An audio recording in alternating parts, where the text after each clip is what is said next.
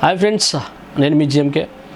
ఈరోజు మార్నింగ్ నా మిత్రుడు ఒక నరేషన్ వచ్చి నా దగ్గర ఇలా ఫైనాన్షియల్ పరంగా మరియు బిజినెస్ పరంగా నేను డౌన్ అయ్యేసరికి చాలామంది నన్ను హేళన చేస్తున్నారని చెప్పేసి బాధపడ్డాడు.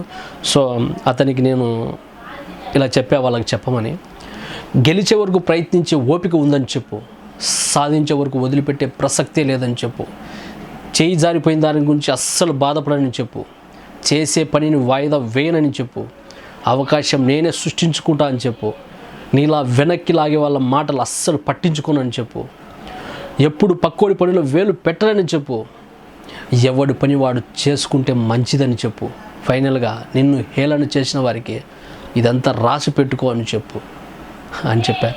సో కాబట్టి ఎవరైనా ఫైనాన్షియల్గా కానీ బిజినెస్ పరంగా కానీ కొద్దిగా డౌన్ అయితే వాళ్ళని హేళన చేయడం మంచిది కాదు.